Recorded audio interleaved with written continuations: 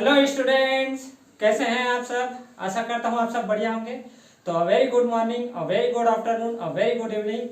जब भी आप ये वीडियो देख रहे हैं, अ वेरी गुड नाइट। अब गुड नाइट कह दिया तो ये नहीं कहेंगे कि मोबाइल को बंद कीजिए और सीधा सो जाइए। हम कहने का मतलब है कि आज हमारा जो लेक्चर होने जा रहा है या हमारा जो टॉपिक है आज का, ये है गॉस नियम के अनुप्रयोग। हमने पिछले क्लासेस में क्या किया था कि गॉस नियम के बारे में देख लिया था। गॉस को कैसे समझते हैं, गॉस नियम के बारे में हमने पूरा जितना भी डिटेल आपको दिया था पिछले क्लासेस में देखा, हमने उसको बताया। यदि नहीं देखे तो कृपया पिछला वीडियो देख करके ही यहाँ पर आए। ठीक है, तो शुरू करते हैं आज का lecture. Electric charges and field का लेक्चर नंबर ये 9 होने जा रहा है, जिसमें हम गॉस नियम के अनुप्रयोगों के विषय में चर्चा करने जा रहे हैं। तो पहला नियम है हमारा गॉस नियम का, पहला अनुप्रयोग है हमारा रेखीय आवेश के कारण या आवेश के कारण विद्युत क्षेत्र की तीव्रता। रेखीय आवेश के कारण विद्युत क्षेत्र की तीव्रता, यानी कि हमको एक लाइन दिया रहेगा, उस पर क्या रहेगा, कुछ आवेश रहेंगे, उनके ऊपर हमको क्या करना है, विद्युत क्षेत्र की तीव्रता ज्ञात करनी है। तो इसको समझने से पहले हम कुछ बातें हैं जिनको हम क्या कर लेते हैं, समझ लेते हैं, जिसके बारे में हम थोड़ा सा जान लेते हैं कि क्या क्या चीजें हैं। जैसे कि हम कहते हैं कि रैखिक आवेश घनत्व। रैखिक आवेश घनत्व, रैखिक आवेश घनत्व क्या होता है? तो इसका मतलब ये होता है कि प्रति एकांक लंबाई पर उपस्थित आवेश को हम क्या कहते हैं, क्या कहते हैं, रैखिक आवेश घनत्व। यानी कि इसका जो इकाई होता है ये कूलाम प्रति मीटर होता है, इंग्लिश में कूलाम प्रति मीटर। ठीक है, परिभाषा जानने की जरूरत नहीं है, सीधा सीधा लिखेंगे क्या कि प्रति एकांक लंबाई पर उपस्थित आवेश की मात्रा को रैखिक आवेश घनत्व कहते हैं। यानी कि प्रति लंबाई पर जितना भी आवेश रहेगा, जितना भी आवेश रहेगा, इसको हम क्या कहेंगे, इसको हम क्या कहेंगे, रैखिक आवेश घनत्व। यानी कि एक लंबाई में मान लो 10 आवेश होते हैं, तो उसका रैखिक आवेश घनत्व कितना हो जाएगा, 10 कूलाम प्रति मीटर। मान लो 20 होता है एक लंबाई, यानी कि 1 मीटर की लंबाई में 20 आवेश होता है, तो उसका जो रैखिक आवेश घनत्व हो जाएगा, ये कितना हो जाएगा, 20 कूलाम प्रति मीटर। ठीक है, तो ये हो गया रैखिक आवेश घनत्व। ऐसे ही होता है क्षेत्रीय आवेश घनत्व। क्षेत्रीय आवेश घनत्व, ठीक है, यानी कि एरियल चार्ज डेंसिटी।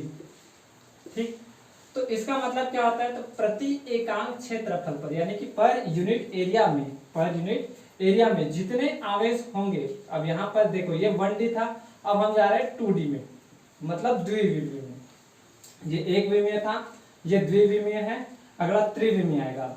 कहने का अर्थ क्या है, रेखीय आवेश घनत्व का कि प्रति एकांक क्षेत्रफल पर उपस्थित आवेश की मात्रा को रैखिक आवेश घनत्व कहते हैं।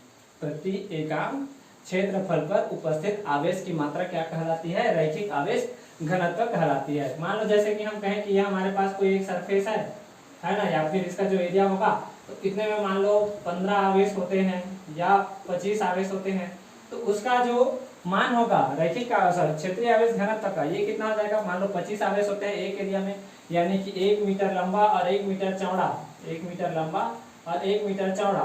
तो इस एरिया में जितने भी आवेश होंगे उसको हम क्या कहेंगे, रैखिक आवेश घनत्व। और इसका जो इकाई होता है ये होता है कूलाम प्रति मीटर का वर्ग। कूलाम प्रति मीटर का वर्ग। ठीक है, समझ आया क्षेत्रीय आवेश घनत्व। लास्ट है अपना आयतन आवेश घनत्व। आयतन आवेश घनत्व, ठीक है। अब आयतन आवेश घनत्व क्या होता है, तो यहाँ पर अब बात आएगी वॉल्यूम की, तो यानी कि आयतन की। तो प्रति एकांक आयतन पर उपस्थित आवेश की मात्रा को हम क्या कहते हैं, क्या कहते हैं, आयतन आवेश घनत्व कहते हैं। और इसका इकाई क्या होगा, कूलाम प्रति मीटर का क्यूब। कूलाम प्रति मीटर का क्यूब। कूलाम प्रति मीटर का क्यूब। समझ आया, आयतन आवेश घनत्व, क्षेत्रीय आवेश घनत्व, रैखिक आवेश घनत्व। ठीक है, ये सब बातें आप नोट कर लीजिए, फिर हम क्या करेंगे, रेखीय आवेश के कारण विद्युत क्षेत्र की तीव्रता को समझेंगे। ठीक है, पॉज करके नोट कर लीजिए। चलो मैं मिटा रहा हूँ। रेखीय आवेश के कारण विद्युत क्षेत्र की तीव्रता, तो हमने क्या किया कि एक L नाम का रेखा खींचा, है ना, L नाम का हमने क्या किया, एक रेखा खींचा, और इस पर जो रैखिक आवेश घनत्व था, रैखिक आवेश घनत्व ये कितना था, मतलब प्रति एकांक लंबाई पर लैम्डा आवेश या लैम्डा कूलाम प्रति मीटर आवेश उत्पन्न था, या सॉरी आवेश उत्पन्न था कहता हूँ, उपस्थित था। ठीक है, लैम्डा कूलाम प्रति मीटर क्या थे हमारे पास, रैखिक आवेश घनत्व उपस्थित है। यानी कि एल नाम का एक रेखा था, एक लाइन था, जिसके ऊपर क्या थे, बहुत लैम्डा कूलम, यानी कि प्रति एकांक लंबाई में लैम्डा कूलम, हमको पता नहीं कितना है ना, तो लैम्डा कूलम प्रति मीटर हमारे पास क्या थे, आवेश यहाँ पर उपस्थित थे। ठीक है। अच्छा, ये अनंत लंबाई का माना जाता है, लेकिन किसके लिए, आवेश के लिए, क्योंकि आवेश बहुत ही छोटी राशि होती है, तो उसके लिए 5 सेंटीमीटर, 10 सेंटीमीटर या 1 मीटर अनंत होती है, हमारे लिए नहीं, किसके लिए, आवेश के लिए। तो यहाँ पर जो एल नाम का रेखा है ये अनंत लंबाई का है, किसके लिए, आवेश के लिए। इसका जो मान है, यानी कि इसका जो रैखिक आवेश घनत्व है, ये कितना है, लैम्डा कूलम प्रति मीटर है। ठीक है। अब बात करते हैं कि ये जो हमने कहा था कि गॉस नियम के अनुप्रयोग है, तो गॉस नियम किस पर लागू होता है, बंद सतह पर, बंद सतह पर ही लागू होता है। ठीक है। अब बंद सतह पर लागू होता है, ये बात तो हमने जाना, और उसके लिए हमारे पास एक बिंदु है P, जहां पर हमको क्या करना है, विद्युत क्षेत्र की तीव्रता ज्ञात करनी है ना। r दूरी पर एक बिंदु P है, जहां पर हमको क्या करना है, विद्युत क्षेत्र की तीव्रता ज्ञात करनी है। अब बंद पृष्ठ बनाने के लिए हमने इस रेखा L को क्या मान लिया, अक्ष मान लिया। इस रेखा L को हमने क्या माना, अक्ष माना, और r त्रिज्या लेते हुए हमने क्या किया, एक बेलन का निर्माण किया। ठीक है। L लंबाई का हमने क्या किया, एक बेलन का निर्माण किया। ऐसा भी बना सकते हो आप।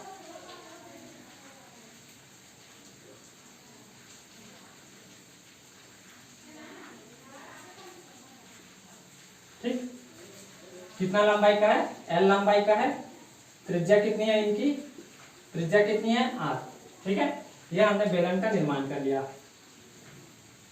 ऐसे ये। ठीक है। अब ये जो पृष्ठ है ये कैसा काम करेगा, ये बंद पृष्ठ जो है गॉसी पृष्ठ की तरह कार्य करेगा, क्योंकि ये क्या हो चुका है, अब 3D सरफेस हो चुका है। ऐसे समझे कि ये क्या है, एक 3D सरफेस है, ऊपर से भी बंद है, और ये क्या है, नीचे से भी पूरा बंद है, और ये क्या है, कर्व सरफेस है। ठीक है।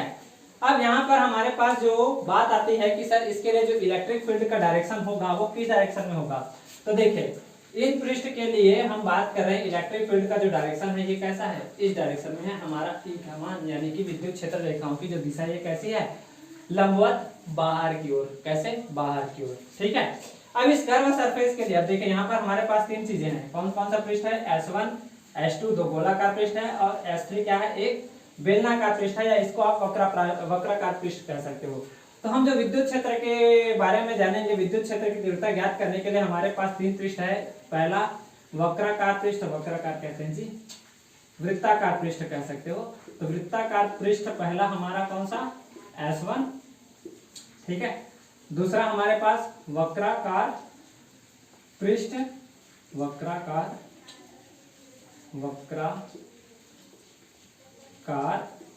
पृष्ठ S3, और लास्ट में हमारे पास कौन सा पृष्ठ है, वृत्ताकार पृष्ठ S2, वृत्ताकार पृष्ठ S2, वृत्ताकार पृष्ठ S2।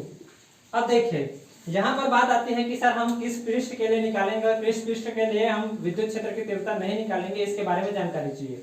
तो हमारा जो ई का डायरेक्शन है ये देखिए किस ओर है, इस ओर है, यानी कि सभी ई की जो रेखाएं हैं कैसे गुजर रही होंगी, ऐसे गुजर रही होंगी, इस प्रकार से ऐसे जा रही होंगी।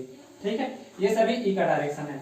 अब देखिए मैंने आपको इलेक्ट्रिक फ्लक्स और जब गॉस का थ्योरम, यानी कि गॉस का जो नियम था ये समझा रहा था, तो जब मैं आपको इलेक्ट्रिक फ्लक्स को समझा रहा था तो विद्युत क्षेत्र रेखाएं और जो क्षेत्र रेखाएं हैं, यानी कि जो एरिया वेक्टर होता है, इनके बीच का जो एंगल है ये 0 होगा, तभी हमारे पास क्या होगा कि जो इलेक्ट्रिक फ्लक्स है उसका मान आएगा। अब इस पृष्ठ के लिए देखिए, S2 पृष्ठ के लिए कौन सा पृष्ठ है, S2 कहां पर है, ये नीचे में, यहाँ वाला पृष्ठ है।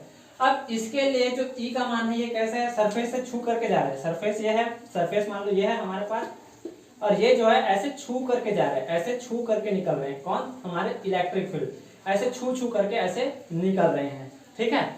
जबकि जो एरिया वेक्टर होता है मैंने आपको समझाया था कि इसके क्या होता है, परपेंडिकुलर होता है, यानी कि इसके नीचे होता है, यानी कि ये बंद पृष्ठ है तो ऊपर तो जाएगा नहीं, तो नीचे आएगा। तो एरिया वेक्टर और ई के बीच, किसके बीच, ई के बीच कितने डिग्री का कोण बन रहा है, 90 डिग्री का। तो इसके लिए जो मान होगा इलेक्ट्रिक फ्लक्स का वो क्या हो जाएगा, 0, क्योंकि फाई इज इक्वल टू क्या होता है, ई डॉट डी ए, और डी ए के बाद जब उसको आप सॉल्व करोगे तो ई डॉट ए cos 90 होता है, और cos 90 कहते हैं sin 90, हाँ cos 90 होगा तो cos 90 का मान क्या हो जाएगा, 0। ऐसे इस पृष्ठ के लिए भी देखिए ई का मान कैसे है, ऐसे जा रहा है, ऐसे जा रहा है, छू करके जा रहा है, और जबकि एरिया वेक्टर कहाँ जाएगा, इसके ऊपर जाएगा, ऊपर ऐसे लंबवत ऐसे जाएगा, ठीक है, क्योंकि पृष्ठ कैसे है, ऐसे पृष्ठ कैसा है हमारा, इस प्रकार से है पृष्ठ, तो एरिया वेक्टर कैसे जाएगा, इससे ऊपर ऐसे निकलते हुए जाएगा। और जबकि इलेक्ट्रिक फील्ड कैसे जा रहा है, ऐसे जा रहा है, ऐसे जा रहा है, ऐसे जा रहा है, एरिया वेक्टर ऐसे जा रहा है, तो दोनों के बीच का जो कोण है ये कितना बन जाएगा, 90 डिग्री का। तो यहाँ ये वाला भी इलेक्ट्रिक फ्लक्स क्या हो जाएगा, 0। बचता कौन सा पृष्ठ है, S3। S3 कैसा पृष्ठ है, वक्राकार। वक्राकार समझे बात को, वक्राकार मतलब कैसे, जैसे कि मैं कहूँ ये हमारा अक्ष है तो इसके इर्द गिर्द ऐसे, ठीक है, ऐसे भी कह सकते हो, है ना, ऐसे वक्र है ये, जैसे कि हमारा पेन है तो इसके ऐसे राउंड राउंड राउंड राउंड ऐसे जब राउंड राउंड बनाते जाओगे तो ये हमारा क्या बन जाएगा, वक्राकार पृष्ठ बन जाएगा। अब इस वक्राकार पृष्ठ के लिए इस दिशा में यदि हम बात करें, ये हमारा वक्राकार पृष्ठ हो तो इसके लिए जो ई है ये ऐसे काट करके जा रहा है, ऐसे काट करके जा रहा है, ठीक है, इसको भेद करके जा रहा है ऐसे, ठीक है, तो एरिया वेक्टर भी इसको भेदते हुए ही जाएगा। तो यानी कि ई और ए का जो डायरेक्शन है ये दोनों क्या है, सेम है। इस क्षेत्र के लिए तो हम कह सकते हैं कैसा है, डीए का जो डायरेक्शन है वो कैसा है, सेम है ना। एरिया और इलेक्ट्रिक फील्ड दोनों का जो डायरेक्शन है ये क्या है, सेम है। यानी कि यहाँ थीटा का मान कैसे है, 0 है। थीटा का मान क्या है, 0 है। थीटा का मान क्या, 0 है। तो हम वक्राकार पृष्ठ वृत्ताकार पृष्ठ S1 और S2 के लिए फ्लक्स का मान क्या होगा, वृत्ताकार पृष्ठ S1 व S2 के लिए मान क्या होंगे, 0 होंगे। फ्लक्स का मान विद्युत फ्लक्स का मान क्या होगा, 0 होगा। कारण क्या है कि दोनों के बीच का एंगल क्या है, 90 डिग्री है, ठीक है। फ्लक्स का मान क्या हो जाएगा, 0 होगा, ठीक है, डिग्री नहीं 0 हो जाएगा। तो बचता कौन है, वृत्ताकार पृष्ठ या वक्राकार पृष्ठ, वक्राकार पृष्ठ S3 के लिए विद्युत फ्लक्स, S3 के लिए विद्युत फ्लक्स। तो मैंने आपको बताया था कि जब भी कोई बंद पृष्ठ है तो बंद पृष्ठ के लिए विद्युत फ्लक्स कैसे निकाला जाता है। तो हम क्या करते हैं, जैसे कि हम इसके बात कर रहे हैं तो phi E is equal to बंद पृष्ठ के लिए ऐसा और ई डॉट डी ए 3, ठीक है। यहाँ पर ए भी कह सकते हो, यहाँ पर एस भी कह सकते हो, चाहो तो एस कह लो, चाहो तो ए कह लो, एक ही बात है। यहाँ पर भी आप लगा सकते हो एस करके। तो ई डॉट डी एस 3, अब जब इसको सॉल्व करेंगे तो ये क्या होगा, E dot D S 3 dot cos 0, और कॉस 0 का जो वैल्यू होता है ये कितना होता है, 1 होता है। तो यहाँ पर क्या हो जाएगा, ई डॉट डी एस 3 और ये क्या हो जाएगा, कॉस का मान तो खत्म हो गया, कॉस का मान 0 हो गया, मतलब खत्म। अब ई का जो मान है इतनी दूरी के लिए क्या होगा, 1/4 पाई एप्सिलॉन 0। अब ये सभी जगह के लिए सेम होगा, चाहे यहाँ के लिए ले लीजिए, चाहे यहाँ का ले लीजिए, चाहे यहाँ का ले लीजिए, चाहे यहाँ का कहीं का भी ले लीजिए, यहाँ पर, यहाँ पर, यहाँ पर, यहाँ पर, यहाँ पर, इन सभी जगह पर ई का मान क्या रहेगा, सेम रहेगा। तो इतनी बातों को नोट कीजिए पहले, फिर उसके बाद आगे हम बढ़ते हैं। नोट करें तो देखो हमारे पास क्या आया, ई डॉट डी एस 3। अब ये हमारा क्या है, कांस्टेंट है, तो बचा कौन, डी एस 3, ठीक है। और ये जो डी एस 3 है, जब सभी सरफेस को आप जोड़ दोगे, सभी सरफेस को आप क्या कर दोगे, जोड़ दोगे, तो इस अक्ष के सहारे ऐसे राउंड लेकर के, जब ऐसे राउंड लेकर के आप सभी को जोड़ दोगे तो क्या निकल करके आएगा, बेलन का वक्र पृष्ठ। बेलन का क्या निकल करके आएगा, वक्र पृष्ठ, यानी कि ये वाला वृत्ताकार हटा दीजिए, इधर से इधर हटा दीजिए, तो क्या बचा हमारे पास क्या बचा, हमारे पास ये बचा वक्रकार पृष्ठ। तो बेलन का वक्र पृष्ठ क्या होता है, डी एस 3 बराबर, यदि आर त्रिज्या हो, एल लंबाई हो, तो क्या होता है 2 पाई आर एल, और ये क्या है, बेलन का वक्र पृष्ठ, बेलन का वक्र पृष्ठ होता है ये, ठीक है। तो यहाँ पर क्या आ जाएगा, E is equal to E dot 2 pi R L, ठीक है। यही तो हमको निकालना है, E का मान निकालना है। तो यहाँ पर फाई E का जो मान आया है ये क्या निकल करके आया, ई डॉट 2 पाई आर एल, ठीक है। इसको हम नाम दे देते हैं इक्वेशन नंबर 1। परंतु हम गॉस प्रमेय से ये भी जानते हैं क्या, कि जब बंद पृष्ठ के लिए चार्ज यदि उसके सेंटर में हो तो गॉस प्रमेय से उसका जो मान होता है विद्युत फ्लक्स का, वो किसके इक्वल होता है, phi is equal to phi E is equal to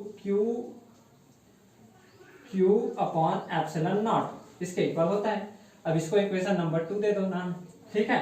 अब इक्वेशन नंबर 1 और 2 की हम क्या करेंगे, तुलना करेंगे, यानी कि हम कंपैरिजन करेंगे दोनों के बीच कि क्या होगा।